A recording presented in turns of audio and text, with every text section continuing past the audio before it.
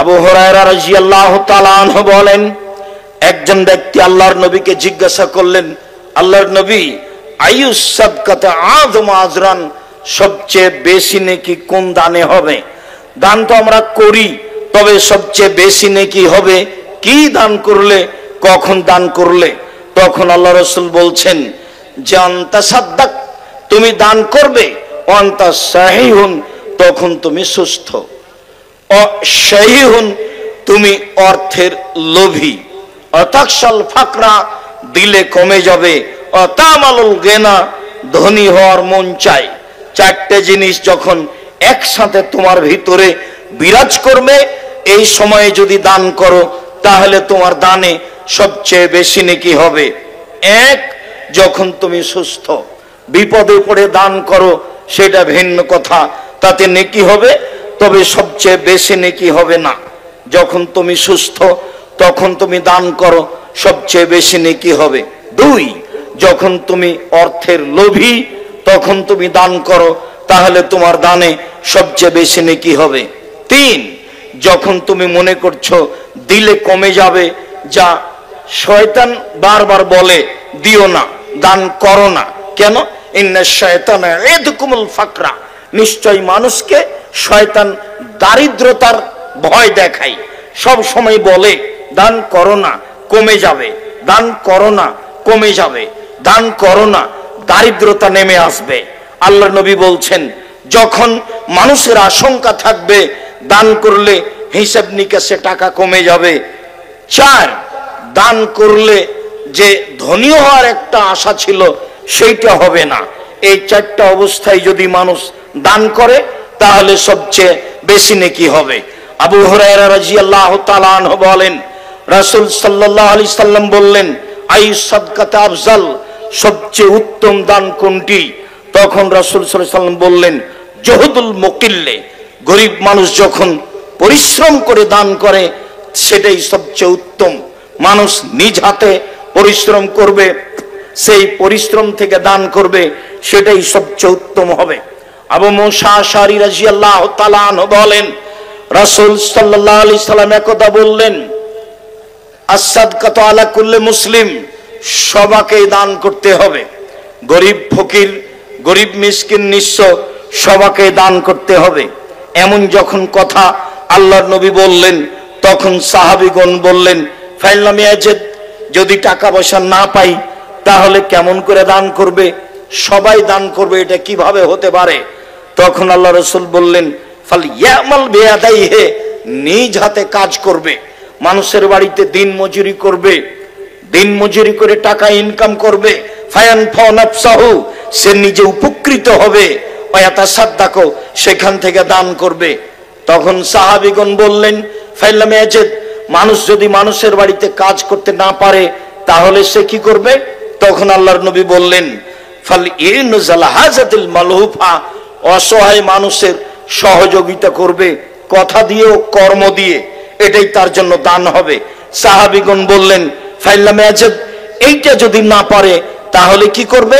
তখন আল্লাহ রাসূল বললেন, ফাল ইয়ামুর বিল খাইরে, তাহলে ভালো কাজের আদেশ করবে, মন্দ কাজের নিষেধ করবে, এটাই তার জন্য দানের নেকি হবে। সাহাবীগণ বললেন, ফাইলাম ইয়াজিদ, এইটা যদি না পারে তাহলে সে কি করবে? তখন আল্লাহ রাসূল বললেন, ইমসিক নাফসানি শাররে ফাইনাল্লাহু সাদাকা, তাহলে ওই সময় নিজেকে পাপ থেকে ঠেকিয়ে রাখবে, এটাই তার জন্য দান হয়ে যাবে। সম্মানিত দিনী ভাই বোন, হাদিসটি বুখারী মুসলিম, ধারাবাহিকভাবে রাসূল সাল্লাল্লাহু আলাইহি সাল্লাম নিচের দিকে নামতে থাকলেন। প্রথমে যখন বললেন সবাইকে দান করতে হবে, তখন সাহাবীগণ বললেন, কেমন হলো? টাকা পয়সা না থাকলে কিভাবে দান করবে? আল্লাহ রাসূল বললেন, মানুষের বাড়িতে কাজ করে দান করবে। সাহাবীগণ বললেন, যদি কাজ করতে না পারে তাহলে কি করবে? তখন রাসূল সাল্লাল্লাহু আলাইহি সাল্লাম বললেন, অসহায় মানুষের সহযোগিতা করবে, এটাই দান হবে। সাহাবীগণ বললেন, যদি অসহায় মানুষের সহযোগিতা করতে না পারে তাহলে কি করবে? তখন আল্লাহ রাসূল বললেন, ভালো কাজের আদেশ করবে, মন্দ কাজের নিষেধ করবে, এটাই তার জন্য দান হয়ে যাবে। সাহাবীগণ বললেন, এটা যদি সম্ভব না হয় তাহলে কি করবে? তখন আল্লাহ রাসূল বললেন, তাহলে শেষ ফলাফল নিজেকে পাপ থেকে ঠেকিয়ে রাখবে, এটাই তার জন্য দান হয়ে যাবে। সম্মানিত দিনী ভাই বোন, আসমা রাদিয়াল্লাহু তাআলা আনহা বলেন, আল্লাহর নবী বললেন, আসমা তাসাদ্দাকি ওয়ালা তুহসি, দান করো গুনে রাখো না কয় টাকা দান করলে। ওয়ালা তুই ফাইয়াল্লাহু আলাইকে, দান বন্ধ করো না, নইলে আল্লাহ তোমার উপরে দয়া রহমত বন্ধ করে দিবে। আসমা মনে রেখো, দান করো গুনে রাখো না, হিসাব করো না কয় টাকা দান করলে, বেহিসাব করে যাও, হিসাব করে দান করতে হবে না, বেহিসাব আল্লাহ নেকি দিবেন। শোনো আসমা, দান বন্ধ করো না, নইলে আল্লাহ তাআলা তোমার উপরে দয়া রহমত বন্ধ করে দিবেন। ফারযাকি মাস্তাতাতে, আসমা যতটুকু সম্ভব, যেভাবে সম্ভব, যতটুকু সম্ভব, যেভাবে সম্ভব আল্লাহকে সন্তুষ্ট করার জন্য দান করো। এই কথা মুহাম্মদ সাল্লাল্লাহু আলাইহি সাল্লাম বলেন। সম্মানিত দিনী ভাই বোন, আবু হুরায়রা রাদিয়াল্লাহু তাআলা আনহু বলেন, রাসূল সাল্লাল্লাহু আলাইহি সাল্লাম বলেছেন, একুল আবমালি মালি, মানুষ বলে আমার সম্পদ, মানুষ বলে আমার টাকা, মানুষ বলে আমার সম্পদ, মানুষ বলে আমার টাকা, ফাইনা মালাহু মিন সালাস, নিশ্চয় মানুষের টাকা তিন ভাগে বিভক্ত, নিশ্চয় মানুষের টাকা তিন ভাগে বিভক্ত।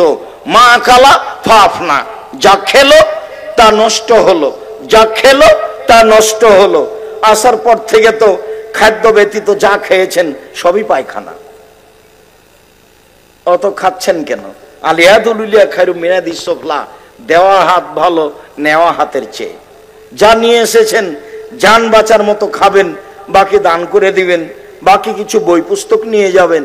সারাদিন টোটো করে ঘুরছেন আর এদিক ওদিক খেয়ে বেড়াচ্ছেন, এটা কোনো শিষ্টাচার হলো? রাসূল সাল্লাল্লাহু আলাইহি সাল্লাম বলেন, মা কালা ফাফনা, যা খেলো তা নষ্ট করলো, ও মালাবে সাফাবলা, যা পরলো তা পুরাতন করলো। কাপড় চোপড় যা পরবেন তা পুরাতন হয়ে যাবে। ও মা আতা ফাক্তানা, যা দান করলো তা জমা হয়ে গেল, পরে পাওয়া যাবে। যা দান করলো তা জমা হয়ে যাবে, পরে পাওয়া যাবে। এই যে মানুষের সম্পদ তিন ভাগে বিভক্ত, অমাসেওয়া দালেকা, এ ব্যতীত যা টাকা পয়সা থাকবে বলেন নাস, তা মানুষে ভাগ করে নিবে, তা আপনার নয়। ছেলেরা মামলা করে ভাগ করে নিবে, মারামারি করে ভাগ করে নিবে। আমার দুই চোখের নিজের দেখা, আমাদের গ্রামে বাপ মরার পরে জমি জায়গা ভাগ করলো, ভাগ করতে করতে ঢেঁকিটা কেটে ভাগ করে নিয়েছে। আল্লাহর নবী বলছেন, মানুষের সম্পদ তিন ভাগে বিভক্ত। এই ছেলেরা, বারান্দা দাঁড়িয়ে আছো তোমরা না অন্য কেউ? দেখো তো বড় ছেলেরা কোথায়? ঘরের ভিতর কেউ আছে নাকি? তোমরা কি করছো? বারান্দায় কেউ থাকতে পাবে না, ঘরে কেউ থাকতে পাবে না। সম্মানিত দিনী ভাই বোন, রাসূল সাল্লাল্লাহু আলাইহি সাল্লাম বলেন, পৃথিবীর মানুষ শুনে রেখো, মানুষের সম্পদ তিন ভাগে বিভক্ত। এক, যা খেলো তা নষ্ট হলো, তা হলো পায়খানা। দুই, যা পরলো তা পুরাতন হলো, তা ছিঁড়ে শেষ হলো, তা কাপড় চোপড়। তিন, অমাতা ফাক্তানা, যা দিল তা আল্লাহর রাস্তায় জমা হয়ে গেল, পরকালে পাওয়া যাবে, বিনিময় অনেক বড়। রাসূল সাল্লাল্লাহু আলাইহি সাল্লাম শেষে বললেন, অমা সেওয়া দালেকা, এ ব্যতীত যা অর্থ সম্পদ থেকে গেল তা মানুষের কাছে চলে যাবে, মানুষ তা ভাগ করে নেবে। প্রয়োজনে মারামারি করে, প্রয়োজনে মামলা করে, জমি জায়গা নিয়ে মানুষের মামলা হয়েছে, অর্থ সম্পদ নিয়ে মানুষ মামলা করে, দুই ভাই দুই দিকে কাঠগড়ায় দাঁড়িয়ে আছে, পৈতৃক সম্পত্তির ভাগ নিয়ে গন্ডগোল হয়েছে, তাই এক ভাই আর এক ভাইকে মেনে নেয় না। সম্মানিত দিনী ভাই বোন, এটাই হচ্ছে অর্থ সম্পদের ফলাফল। আবু হুরায়রা রাদিয়াল্লাহু তাআলা আনহু বলেন, রাসূল সাল্লাল্লাহু আলাইহি সাল্লাম একদা বললেন, মান মা মিনকুম আই ইহুব্বু ইনদাহু মালা ওয়ারিসিহি মিন মালিহি, তোমাদের মধ্যে কে আছে এমন যে উত্তরাধিকার সূত্রে যে সম্পত্তি আছে, যে সম্পদ আছে, সেইটাকে ভালোবাসে নিজের সম্পদের চেয়ে? বলো তো সঙ্গী সাথী, তোমাদের কে এমন আছে যে উত্তরাধিকার সূত্রে যে সম্পত্তি পাওয়া যাবে, সম্পদ পাওয়া যাবে, সেইটাকে ভালোবাসে নিজের সম্পদের চেয়ে? সাহাবীগণ বললেন, মা মিন্না আহাদুন, আমার মধ্যে কেউ নেই, আমরা কেউ উত্তরাধিকারী সম্পদকে প্রাধান্য দিই না নিজের সম্পদের চেয়ে। আমরা এটাই মনে করি নিজের সম্পদই সবচেয়ে উত্তম, নিজের সম্পদই সবচেয়ে ভালো, আমরা নিজের সম্পদকে প্রাধান্য দিয়ে থাকি। রাসূল সাল্লাল্লাহু আলাইহি ওয়াসাল্লাম বললেন, শোনো, নিজের সম্পদ মা কাদ্দামা, যেটা দান করে দিয়েছে সেটাই হলো নিজের সম্পদ, আর উত্তরাধিকারী সম্পদ যেটা ছেড়ে দিয়েছে, যেটা রেখে যাবে, সেইটা উত্তরাধিকারী সূত্রে মানুষে ভাগ করে নেবে, এটা তোমার নয়। মানুষ বুঝতে ভুল করেছে, যেটা ছেলে মেয়ে ভাগ করে নেবে সেটাকেই ভালোবাসলো, যেটা তার নিজস্ব সম্পদ সেটাকে ভালোবাসলো না। সম্মানিত দিনী ভাই বোন, হয়তোবা আপনাকে আমি সঠিকভাবে বিষয়গুলি স্পষ্ট করে বুঝাতে পারছি না। রাসূল সাল্লাল্লাহু আলাইহি ওয়াসাল্লাম যা বলেছেন আপনার কাছে স্পষ্ট করতে পারলেই তা ভালো ছিল।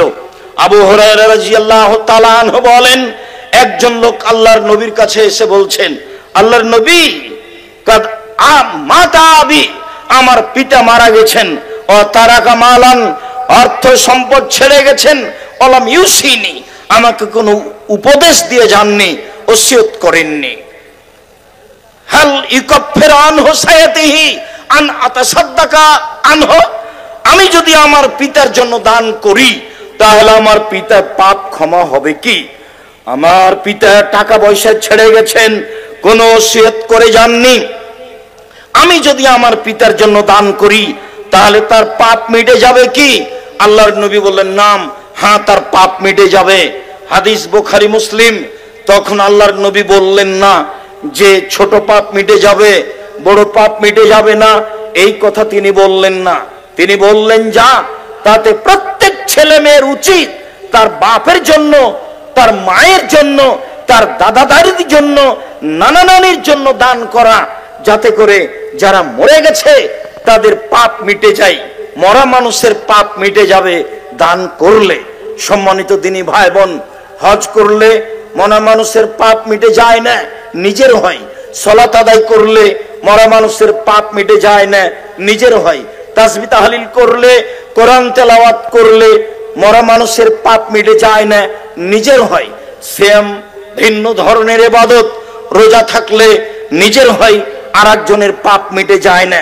অত্র বুখারী মুসলিমের হাদিসে বোঝা যায়, মানুষ যদি পিতা মাতার নামে দান করে তাহলে তার যে বড় পাপ ছিল, ছোট পাপ ছিল, সব মিটে যাবে। হাদিস বুখারী মুসলিম। সম্মানিত দিনী ভাই বোন, যারা আমার সামনে আছেন, অনলাইনে যারা পৃথিবীর বিভিন্ন প্রান্ত থেকে এই চলমান বক্তব্য অবগত হচ্ছেন, সময়ের গতিতে যারা অবগত হবেন, তাদেরকে আমি অনুরোধ করে বলছি, আপনারা ছেলে মেয়ে হিসেবে হুঁশিয়ার, সচেতন, সজাগ ছেলে মেয়ে হয়। মায়ের যে কোনো মূল্য উপকার করতে হবে, দাদা দাদির যে কোনো মূল্য উপকার করতে হবে। তাদের অর্থ সম্পদ ভোগ করছি, তাদের জমি জায়গায় বাড়ি ঘর করে বসবাস করছি, সহজ পথ তাদের নামে দান করলে তাদের কবরের শাস্তি মিটে যাবে, পাপ মিটে যাবে। এই কথা মুহাম্মদ সাল্লাল্লাহু আলাইহি সাল্লাম বলেন। আবু হুরায়রা আয়েশা রাদিয়াল্লাহু তাআলা আনহা বলেন, একজন লোক এসে বলল, আল্লাহর নবী, কাদ উফতিলাতা তুম্মি, আমার মা হঠাৎ মারা গেছেন, লাউ তাকাল্লামাত তাসাদ্দাকাত, আমার মা কথা বলতে পারলে দান করতেন। আফা উসাদ্দাকু আনহা ওয়ালা হাফাব, আমি আমার মায়ের নামে কি দান করব, তার কি নেকি হবে? আল্লাহ রাসূল বললেন, নাম, হ্যাঁ, তুমি তোমার মায়ের নামে দান করো, তার নেকি হবে। এটাও বুখারী মুসলিমের হাদিস। আগেরটা ছিল পিতার ব্যাপারে, এইটা ছিল মায়ের ব্যাপারে। দুই হাদিসই বুখারী মুসলিমের হাদিস। সম্মানিত দিনী ভাই বোন, বিষয়গুলি আমাদের জন্য অতীব জরুরি। উকবা ইবনে আমির রাদিয়াল্লাহু তাআলা আনহু বলেন, রাসূল সাল্লাল্লাহু আলাইহি সাল্লাম বলেছেন, কুল্লু ইমরিন ইয়াকুনু ফি জিল্লি সাদাকাতিহি ইয়াউমাল কিয়ামা হাত্তা ইউযাবানান নাস। অবাক হতে হয় এই হাদিসের অনুবাদ শুনলে, অবাক হতে হয় এই হাদিসের অনুবাদ শুনলে। আল্লাহর নবী বলেন, পৃথিবীর মানুষ শুনে রেখো, বিচারের মাঠে যখন মানুষের মাথার উপরে 1 মাইল উপরে সূর্য হবে, মানুষ যেদিন ঘামের মধ্যে থাকবে, কারো ঘাম হবে টাকনু পর্যন্ত, কারো ঘাম হবে হাঁটু পর্যন্ত, কারো ঘাম হবে কোমর পর্যন্ত, কারো ঘাম হবে নাক পর্যন্ত। ওই সময়ে মানুষ নিজের দানের ছায়াতলে থাকবে। যতক্ষণ পর্যন্ত বিচার শেষ না হচ্ছে ততক্ষণ পর্যন্ত নিজ দানের ছায়াতলে থাকবে। এ কথা মুহাম্মদ সাল্লাল্লাহু আলাইহি সাল্লাম বলেন। উকবা ইবনে আমির রাদিয়াল্লাহু তাআলা আনহু বলেন, রাসূল সাল্লাল্লাহু আলাইহি সাল্লাম বলেছেন, ইন্না সাদকাতা তুতফু আন আহলিহা হারাল কবুরে, নিশ্চয় দান কবরবাসীর শাস্তিকে মিটিয়ে দেয়, বন্ধ করে দেয়। অত্র হাদিস প্রমাণ করে যে আপনি যদি আপনার পিতামাতার নামে দান করেন, দাদা দাদির নামে দান করেন, তাহলে আপনার পিতামাতার দাদা দাদির কবরের শাস্তি বন্ধ হয়ে যাবে। এ কথাই মুহাম্মদ সাল্লাল্লাহু আলাইহি সাল্লাম বলেন। ইবাদতের জগতে সবচেয়ে শক্তিশালী, ক্ষমতাধর, পাওয়ারফুল ইবাদত হলো দান। দানের চেয়ে পৃথিবীতে শক্তিশালী, পাওয়ারফুল, ক্ষমতাধর কোনো ইবাদত নেই। সম্মানিত দিনী ভাই বোন, কি দিয়ে আপনাকে আমি বুঝাই? আল্লাহর নবী বলছেন, as-সাদকাতু বুরহান, দান হলো দলিল। বিচারের মাঠে আপনি বলবেন আমি জান্নাত পাবো। আল্লাহ যদি বলেন, ফেরেশতা যদি বলেন কেন, কিভাবে, তখন আপনি বলবেন আমার প্রমাণ রয়েছে। যেমন বলেন এই জমি আমার, দলিল আছে আমার, এই বাড়ি আমার, দলিল আছে আমার। বিচারের মাঠে আপনি বলবেন জান্নাত পাবো আমি, তার দলিল আমার কাছে আছে। আল্লাহ তাআলা বলেছেন, পৃথিবীর মানুষ, আমি জান্নাত বিক্রি করে দিয়েছি তোমাদের জানের বিনিময়ে, তোমাদের মালের বিনিময়ে। অর্থ সম্পদ আল্লাহর পথে দান করো, বিনিময়ে আমি তোমাদের জান্নাত দিয়ে দিয়েছি। সম্মানিত দিনী ভাই বোন, অত্র হাদিসের শেষ অংশে বলেন আল্লাহর নবী, ইন্নামাল মুমিন ইয়াকুনু ফি জিল্লি সাদাকাতিহি ইয়াউমাল কিয়ামা, সেদিন মানুষ তার দানের ছায়াতলে থাকবে। যে হাদিসে 7 শ্রেণীর মানুষ দানের ছায়াতলে, বিশেষ ছায়াতলে থাকবে, সেই হাদিসে শেষে বলা হয়েছে, রাজুলুন তাসাদ্দাকা বিসাদাকাতিন, একটা লোক দান করলো, গোপনে দান করলো, হাত্তা তাল লা তালামু শিমালুহু মা তুনফিকু ইয়ামিনুহু, বাম হাত জানতে পারলো না ডান হাত কি দান করলো। যদিও প্রকাশ্যে দান করা যায়, গোপনে দান করা তুলনামূলক ভালো, প্রকাশ্যে দান করা যায় সবাই জানে। আল্লাহ বলেছেন গোপনে দান করে যে, প্রকাশ্যে দান করে যে। যেদিন আল্লাহর নবী তাবুকের যুদ্ধে যাবেন, সেদিন আমভাবে ঘোষণা দিলেন, রাস্তা অনেক লম্বা, দিন খুব কঠিন, মানুষের শস্য খেজুর পেকে এসেছে, মানুষের বাড়িতে টাকা পয়সা নেই, কে কি দান করতে পারো, খোলা মাঠে ঘোষণা। তখন উমর রাদিয়াল্লাহু তাআলা আনহু বললেন, আল্লাহর নবী, অর্থ সম্পদের অর্ধেক দিলাম। তখন আল্লাহর নবী বললেন, আবু বকর সিদ্দিক, আপনি কি করবেন? আবু বকর সিদ্দিক বললেন, আপনাকে আর আল্লাহকে বাড়িতে রেখে যা আছে সবই দান করে দিলাম। সেই দিন উমর বলেছিলেন, আজকে ভেবেছিলাম আবু বকর সিদ্দিককে নেকিতে পরাজয় করব। আজ যখন আবু বকর সিদ্দিককে নেকিতে পরাজয় করতে পারিনি, আমি উমর জিন্দেগিতে আর কোনোদিন কখনো অন্তত আবু বকর সিদ্দিক রাদিয়াল্লাহু তাআলা আনহুকে নেকিতে পরাজয় করতে পারবো না। রাসূল সাল্লাল্লাহু আলাইহি ওয়াসাল্লাম বললেন, উসমান তুমি কি করবে? তখন উসমান বললেন, আল্লাহর নবী, যত মানুষ তাবুকের যুদ্ধে যাবে সমস্ত মানুষের অর্ধেকের যাতায়াত খরচ, খাওয়া খরচ আমি দিলাম। সেদিন মানুষ ছিল 30,000, 15,000 মানুষকে তিনি 15,000 উট দিয়েছিলেন, 3 মাসের যাতায়াত খরচ, খাওয়া খরচ দিয়েছিলেন।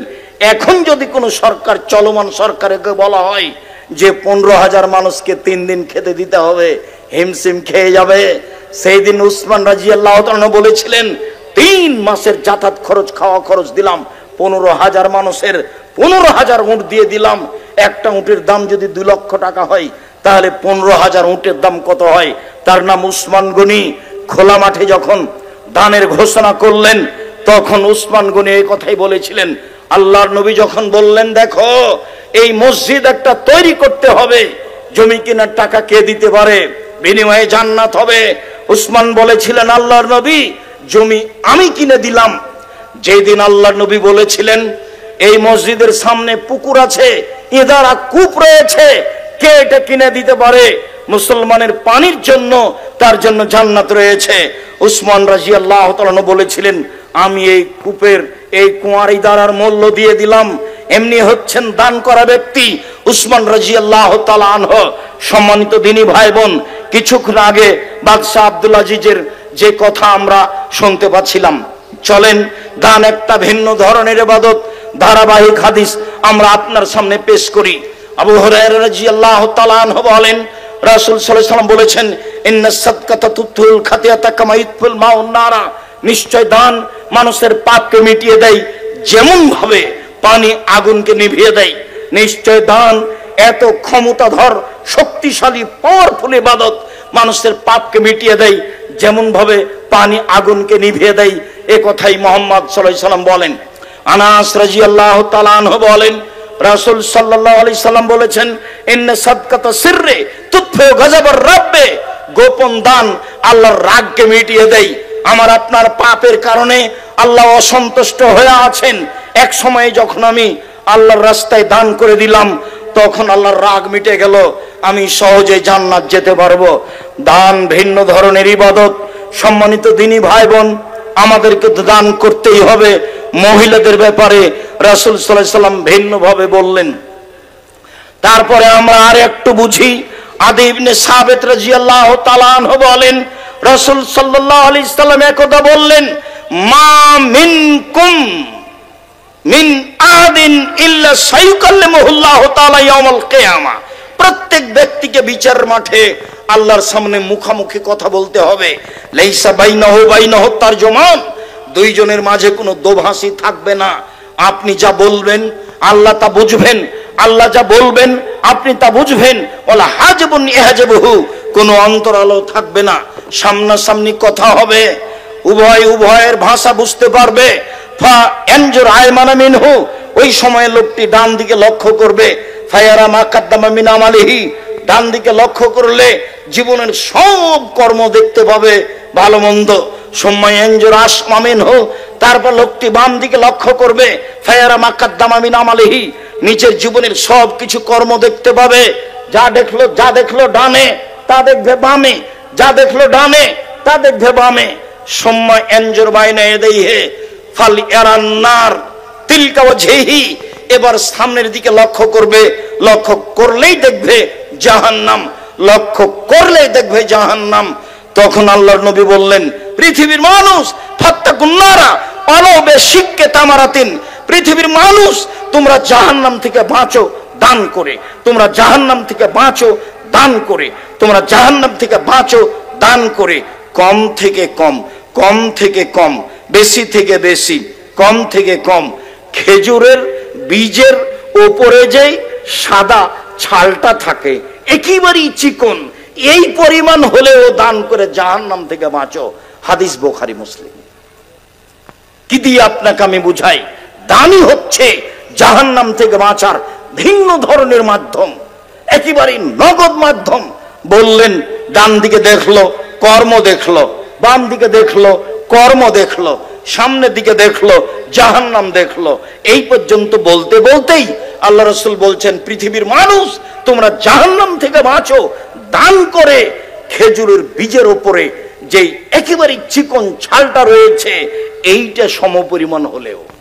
যার কারণে আমি ছাত্র, শিক্ষক, কর্মচারী সবাকেই বলি, জুমার দিন যখন সামনে দিয়ে কয়টাটা যায়, তখন 5 টাকা হোক, 2 টাকা হোক, 1 টাকা একটা কয়েন হোক, ও যেন সামনে দিয়ে ফিরে না যায়। আল্লাহ রাসূল বলছেন, দেওয়া হাত ভালো নেওয়া হাতের চেয়ে। বুখারী মুসলিম। দেওয়া হাত ভালো নেওয়া হাতের চেয়ে। ওটাটা সামনে দিয়ে খালি পার হয়ে যাবে এমনটা যেন হয় না কারো। এই ব্যাপারে তিনি ঘোষণা দিলেন রাসূল সাল্লাল্লাহু আলাইহি সাল্লাম জনগণের সামনে। সম্মানিত দ্বীনি ভাই বোন, আবু সাঈদ খুদরি রাদিয়াল্লাহু তাআলা আনহু বলেন, একদা আল্লাহর নবী ঈদের মাঠে গেলেন। ঘটনা ঈদুল আজহা না ঈদুল ফিতর এমনটা কিছু হবে। মানুষের সামনে সালাত আদায় করার পরে এবার তিনি মহিলাদের সামনে গেলেন। মহিলাদের সামনে গিয়ে বলছেন, ইয়া মাশার নিসা তাসাদদাকনা ফাইন্নি উরিতুকুন্না আকসারা আহলিন নারে, হে মহিলারা তোমরা দান করো, আমি তোমাদের অধিক অংশই দেখছি জাহান্নামে। জাহান্নাম বলতে নারী আর নারী, জাহান্নাম বলতে নারী আর নারী, জাহান্নাম বলতে নারী আর নারী, জাহান্নাম বলতে নারীকেই বুঝাই। অতএব তোমরা দান করে জাহান্নাম থেকে বাঁচো। এই কথা বলতে বলতে অন্য বর্ণনায় বলছেন, অমিন হুলিয়াকুন্না, যদি হাতে টাকা না থাকে তাহলে গলায় কানে হাতে যা কিছু গয়না আছে, যা কিছু কানের দুল বালা আছে, তাবিজ আছে, যা কিছু আছে সব দান করে দাও জাহান্নাম থেকে বাঁচার জন্য। এই কথা মুহাম্মদ সাল্লাল্লাহু আলাইহি সাল্লাম বললেন মহিলাদের সামনে বক্তব্য দিতে গিয়ে। সম্মানিত দিনী ভাই বোন, আমি বক্তব্যের এক পর্যায়ে এসে বলছি, আমরা জামিয়া সালাফিয়া পরিচয় আপনাদের সামনে সব সময় দিয়ে থাকি। এই ভিত্তিতেই আজকে আপনাদের দান করতে বলবো ইনশাআল্লাহ। মনে রাখতে হবে, শিরক মুক্ত প্রতিষ্ঠান জামিয়া সালাফিয়া, বিদআত মুক্ত প্রতিষ্ঠান জামিয়া সালাফিয়া, দল মুক্ত প্রতিষ্ঠান জামিয়া সালাফিয়া, সংগঠন মুক্ত প্রতিষ্ঠান জামিয়া সালাফিয়া, হিংসা মুক্ত প্রতিষ্ঠান জামিয়া সালাফিয়া। শিক্ষা অঙ্গনে, শিক্ষা মানে আয়াতনে দেশের সবচেয়ে বড় প্রতিষ্ঠান জামিয়া সালাফিয়া। আলহামদুলিল্লাহ, যা আপনারা দেখছেন এটার এরিয়াই সবচেয়ে বড়। সাথে সাথে গত বছর যে বলেছিলাম যে 1 স্কয়ার ফিট সমান 5,000 টাকা দিতে হবে এই মসজিদ তৈরিতে, যা দিয়েছিলেন তাতে কাজ চলছে। কি দিয়েছেন ভালো মনে আছে? তাতে পাইলিং এ খরচ আছে প্রায় 2 কোটি যেটুকু হয়েছে, তাতে মেঝে ঢালা এবং পিলারে খরচ আছে প্রায় 2 কোটি। কাজেই এবারও 1 স্কয়ার ফুট সমান 5,000, 3 স্কয়ার ফুট সমান 15,000। এমনিতেই যারা 2,000, 5,000, 50,000, 1 লাখ, 5 লাখ দান করবেন, করেন, অবশ্যই করবেন, এটাই ঠিক। এই বৈঠকি দানে সকল দিনী ভাই বোনকে আমি অংশগ্রহণ করার জন্য অনুরোধ জানাচ্ছি। এইদিকে 1 স্কয়ার ফিট সমান 5,000 টাকা মর্মে যারা খাতা কলম নিয়ে বসে আছে তাদের কাছে আপনারা লিখিয়ে দিবেন। আমি আব্দুর রাজ্জাক বিন ইউসুফ নগদ বৈঠকি দানে সবাইকে অংশগ্রহণ করতে বলি এই মর্মে যে আপনি দিলে ওইটুকু পূর্ণ করে দিবেন আল্লাহ, তার চেয়ে বেশি করে না দিলে ক্ষতি হয়ে যাবে মর্মে আমাদের ছেলেদেরকে আপনাদের সামনে যেতে বলছি, আমাদের মেয়েদেরকে আপনাদের সামনে যেতে বলছি। আমার দিনী ভাইয়েরা, আমার দিনী বোনেরা বৈঠকি দানে অবশ্যই অংশগ্রহণ করবেন। কেউ এদিক ওদিক পয়সা অপচয় নষ্ট করবেন না। 5 টাকা হোক, 50 টাকা হোক, 5,000 টাকা হোক, আমি আপনাদের সাথে রয়েছি। বৈঠকি দানে অংশগ্রহণ করছি। স্টেজে যারা আছি সবাই অংশগ্রহণ করব। 5 টাকা হোক, 50 টাকা হোক, 5,000 টাকা হোক, যারা আমার সামনে আছেন, ছেলেরা আপনাদের পাশ দিয়ে আসছে, কেউ খালি হাতে ফিরাবেন না, সেটা কম হোক আর বেশি হোক। এই মুহূর্তে যদি কারো কাছে না থাকে তাহলে কারো কাছ থেকে 10 টাকা নিয়ে অবশ্যই এই ছেলেদের হাতে দিবেন। সম্মানিত দিনী ভাই বোন, আমার বোনদের বলছি, মেয়েরা আপনাদের সামনে যাচ্ছে, অবশ্যই তাদের সামনে আপনি দানের হাত প্রশস্ত করবেন। যারা মসজিদ নির্মাণে লিখাতে চান তারা 1 স্কয়ার ফিট সমান টাকা লিখিয়ে দিবেন। আর এমনিতেই দানের ব্যাপারে যেসব বিকাশ নাম্বার, অ্যাকাউন্ট নাম্বার উল্লেখ আছে, আশেপাশে সে অ্যাকাউন্ট নাম্বার উল্লেখ আছে। জাযাকুমুল্লাহ খায়ের। এক ভাই 50,000 টাকা দিলেন, আরো 1 লাখ টাকা দিবেন, আমি চিনি না তাকে, জাযাহুল্লাহ খায়ের, বারাকুমুল্লাহ। সম্মানিত দিনী ভাই বোন, আমি আপনাদেরকে দানের হাত প্রশস্ত করার জন্য আন্তরিকভাবে অনুরোধ জানাচ্ছি। যে যেখানে আছেন, আমি সাধারণ মানুষ, আপনাদের জন্য দোয়া করি। আল্লাহুম্মা সাল্লি আলাইহি, আল্লাহুম্মা বারিক আলাইহি, বারাকাল্লাহু ফি আহলিকা ওয়া মালিকা। আল্লাহ আপনাদের অর্থ সম্পদে বরকত দান করুক। মনটা কোনো সময় খাটো করবেন না, ছোট করবেন না, কিছু না কিছু অংশগ্রহণ করবেন, সবাই অংশগ্রহণ করবেন। প্রয়োজনে 5 টাকা হলেও, প্রয়োজনে 1 টাকা হলে, একটা কয়েন হলেও, সংকীর্ণতা ভিতরে নিয়ে আসবেন না। সম্মানিত দিনী ভাই বোন, রাসূলের বলা কথাটি বলি, আল্লাহুম্মা সাল্লি আলাইহি, আল্লাহুম্মা বারিক আলাইহি। আল্লাহ আপনাদের অর্থ সম্পদে বরকত, নিরাপত্তা দান করুক। বারাকাল্লাহু ফি আহলিকা মালিকা। আল্লাহ আপনাদের আহল পরিবারে, আল্লাহ আপনাদের অর্থ সম্পদে বরকত দান করুক। আল্লাহুম্মা সাল্লি আলাইহি, আল্লাহুম্মা বারিক আলাইহি। সম্মানিত দিনী ভাই বোন, আমি আগামীকাল জুমার খুতবায় আবারও বিষয় ভিত্তিক আলোচনা আপনাদের সামনে পেশ করব ইনশাআল্লাহ। তাতে আমি এলাকাবাসীর সুবিধা কথা বলবো। এলাকাবাসী যেটাই করুক না কেন, তারা জামিয়া সালাফিয়ার মন দিয়েই সহযোগিতা করে আসছে। না বুঝে কেউ কিছু করতে পারে, এটাই স্বাভাবিক। তারা এইসব জমি জায়গা অর্থর বিনিময়ে হোক, যেভাবে হোক, তারা দান করেছে, দিয়েছে, বিক্রি করেছে। না দিলে তো আপনি বিক্রি না করলে তো আপনি মসজিদ করতে পারতেন না। যার কারণে আমি প্রথমত ডাক্তার আব্দুল সুবহান, যিনি এখানে আমাকে নিয়ে এসেছেন, তিনি মারা গেছেন বেশ কিছুদিন হয়ে গেল। আমি তার জন্য আন্তরিকভাবে দোয়া করি, আল্লাহুম্মা গফিরলাহু ওয়ারহামহু। আল্লাহ তুমি তার কবরের শাস্তি মাফ করো, তার কবরকে প্রশস্ত করো, তার কবরকে আলোকিত করো। তার ছেলেরা যারা কি করছে সেই বিবেচনা আমি করতে রাজি নই। মানুষ কি বলছে সেটা আমি ভেবে দেখতে রাজি নই। আমি মানুষের কথা পড়ি না, পিছন দিকে লক্ষ্য করি না। সাথে সাথে ডাক্তার আব্দুল সুবহানের ভাই অদু আর মধু, আব্দুল মওদুদ, তো যেটা আব্দুল ওদুদ সেটাই আগে জমি বিক্রি করেছিল, তারপরে আব্দুল মওদুদ যেটা মধু সেটা পরে বিক্রি করে। তাদের জমিতেই মসজিদ তৈরি হচ্ছে। এলাকার লোক যারা আরো অত্র মাদ্রাসার জন্য, জামিয়া সালাফিয়ার জন্য জমি বিক্রি করেছে, তারা যারা আগে দান করেছে চলে গেছেন, আল্লাহ তুমি তাদের কবরের শাস্তি মাফ করো। আল্লাহ এইসব মুরব্বী যারা এইসব প্রতিষ্ঠানের পিছনে সময় দিয়েছে চলে গেছে, তারা তুমি তাদের কবরের শাস্তি মাফ করো, তাদের কবরকে প্রশস্ত করো, তুমি তাদের কবরকে আলোকিত করো। এলাকাবাসী, হাটাবোবাসী যাদের অন্তরে সংকীর্ণতা আছে তাদের অন্তরকে তুমি প্রশস্ত করো। তারা সবাই যেন এই জামিয়া সালাফিয়াকে অন্তর থেকে ভালোবাসতে পারে, তারা মেহমানকে যেন মূল্যায়ন করতে পারে। দেশ বিদেশ থেকে এখানে আলেম ওলামা আসছেন, সৌদি আরব থেকে, পাকিস্তান থেকে, নেপাল থেকে, ভারত থেকে। এটা বিশাল ব্যাপার, সারা পৃথিবীর মানুষজন জানে হাটাবো জামিয়া সালাফিয়া রূপগঞ্জ, নারায়ণগঞ্জ, ঢাকা। এইটা হাটাবোর লোকের, এলাকাবাসীর একটা বড় সৌভাগ্য মনে করা উচিত। সাথে সাথে যারা এলাকায় বসবাস করে তারা জমি বিক্রি করে হোক, জমি ভাড়া দিয়ে হোক, বাড়ি ভাড়া দিয়ে হোক, যেভাবে হোক না কেন তারা প্রতিষ্ঠানের একটা না একটা সুবিধা ভোগ করেই থাকে। কাজে আমি তাদের ব্যাপারে বলবো, আপনাদের ভিতরে সংকীর্ণতা না রেখে ভালোবাসা প্রকাশ করে জামিয়া সালাফিয়াকে ভালোবাসুন। ইহকালে কল্যাণ হবে, পরকালে কল্যাণ হবে।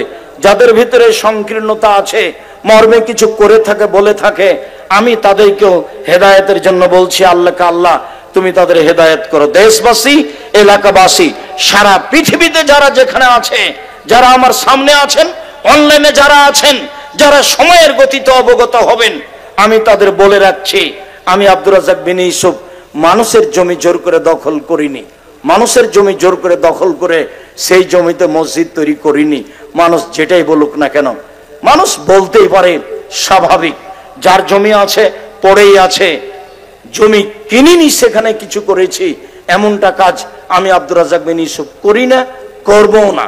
এলাকাবাসী সুবিধা ভোগ করবে, না বুঝে যারা কিছু করেছে বলছে, আল্লাহ তুমি তাদের হেদায়েত দান করো, তারা যেন সেটাকে ভুল বুঝে সঠিক পথে ফিরে আসে। আমি তাদের জন্য কল্যাণের ব্যাপারে দোয়া করি। এই বিশাল জামিয়া সালাফিয়া সারা পৃথিবী জুড়ে এই প্রতিষ্ঠান, তাকে মূল্যায়ন করবে সবাই, দেশবাসী, এলাকাবাসী। এটা আমি অন্তর থেকে কামনা করি।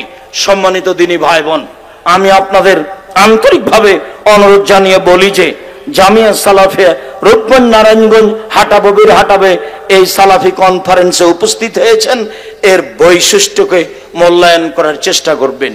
এর এক নম্বর বৈশিষ্ট্য, কাউকে উঠানো হবে না, কাউকে নামানো হবে না, কোনো দল সংগঠনের কথা বলা হবে না, কারো নামে কোনো স্লোগান হবে না। এটা হলো সালাফি কনফারেন্স। সাহাবী তাবিদের নীতিতে গড়ে ওঠা একটা দিন প্রচার করার বড় মাধ্যম। সাহাবী তাবিদের নীতিতে গড়ে ওঠা দিন প্রচারের একটা বড় মাধ্যম।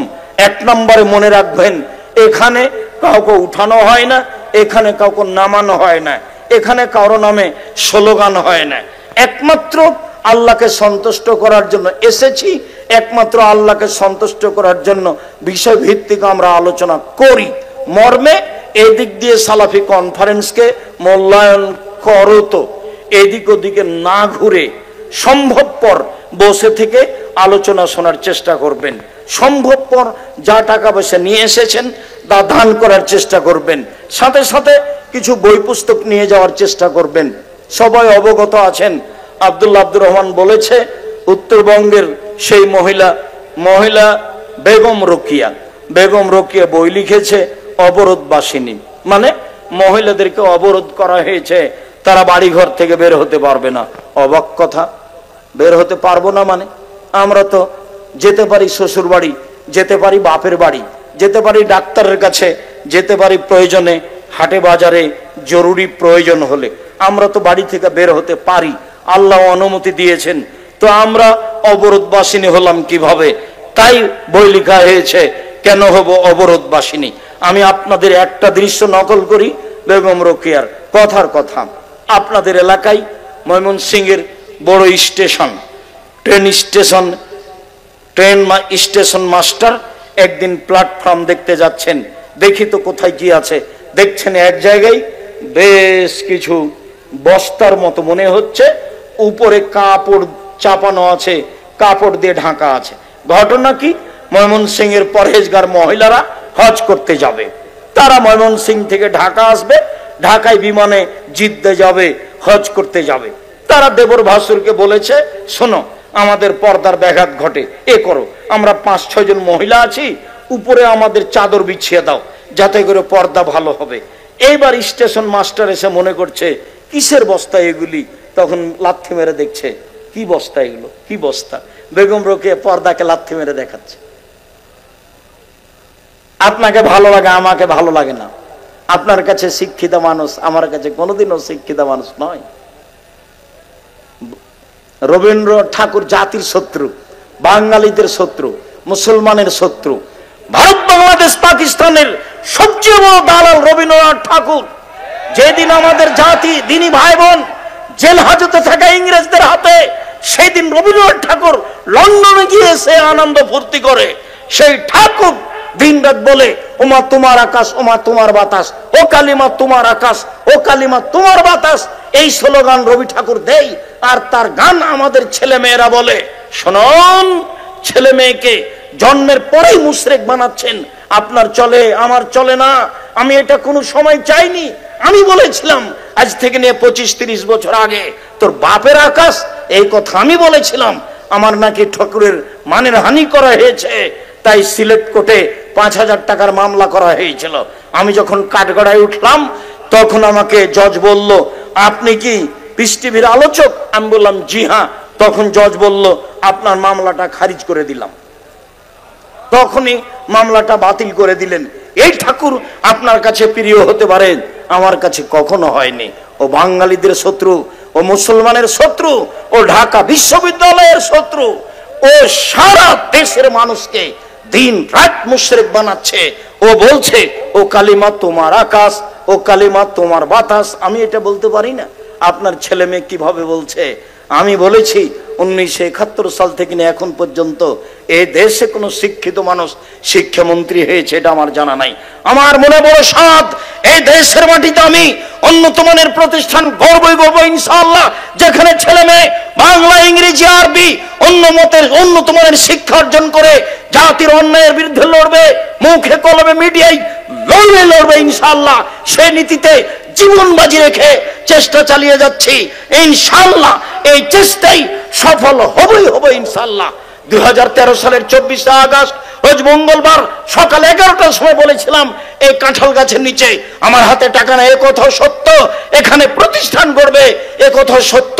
ইনশাআল্লাহ গড়বে, নিশ্চিত গড়বে, অবধারিত গড়বে ইনশাআল্লাহ। সেই প্রতিষ্ঠান আজকে প্রায় 100 বিঘা জমির উপরে অবস্থান করে। বলুন আলহামদুলিল্লাহ।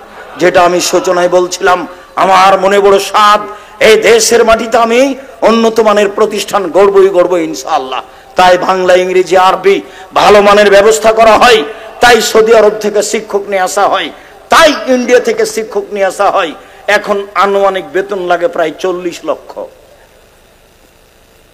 5,000-এর বেশি ছেলে মেয়ে আছে, 300-র বেশি শিক্ষক শিক্ষিকা আছে।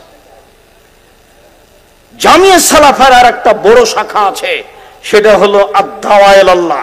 তারা মসজিদ ভিত্তিক শিক্ষা কার্যক্রম, দাওয়াতি কার্যক্রম পরিচালনা করতে চায়। একবার টেকনাফ থেকে তেঁতুলিয়া পর্যন্ত তাদের লক্ষ্য উদ্দেশ্য। আপাতত 550 মক্তব চালু রয়েছে জামিয়া সালাফের অধীনে।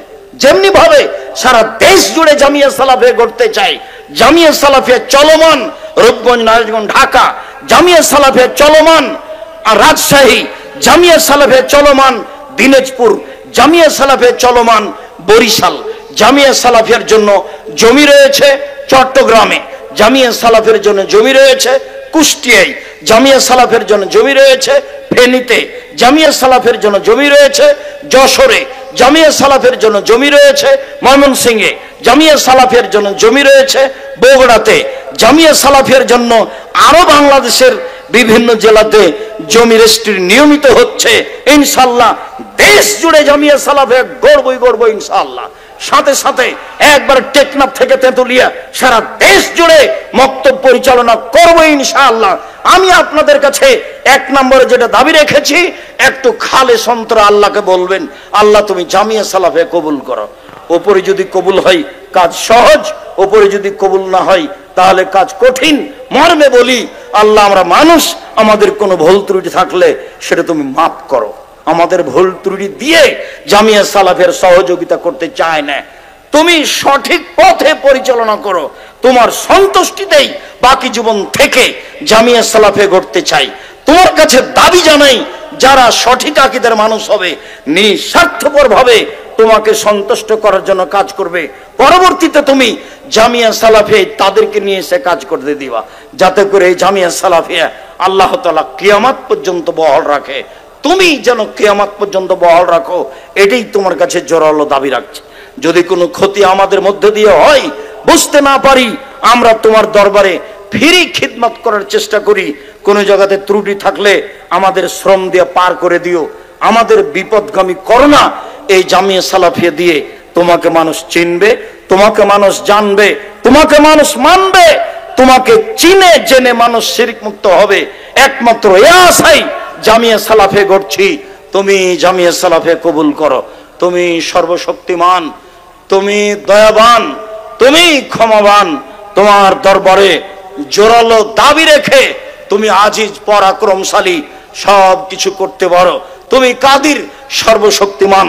মানুষের শত্রুতাকে দমিয়ে, মানুষের শত্রুতাকে দমিয়ে, মানুষের হিংসা বিদ্বেষকে কমিয়ে তুমি জামিয়া সালাফিয়া সামনের দিকে এগিয়ে নিয়ে যাওয়ার পথ সহজ করে দাও। আল্লাহ, তোমার দরবারে এই জোরালো দাবি, এই দাওয়া, এই দোয়া তোমার দরবারে রেখে আপাতত আজকের মতো কথা এখানে শেষ করলাম। সুবহানাকা আল্লাহুম্মা ওয়া বিহামদিকা আশহাদু আল্লা ইলাহা ইল্লা আনতা আস্তাগফিরুকা ওয়া আতুবু ইলাইক। আসসালামু আলাইকুম ওয়া রাহমাতুল্লাহ। আগামীকালকে জুমার খুতবে থাকবো ইনশাআল্লাহ, আগামীকাল রাত্রে থাকবো ইনশাআল্লাহ। আর বড় বড় আলেম ওলামা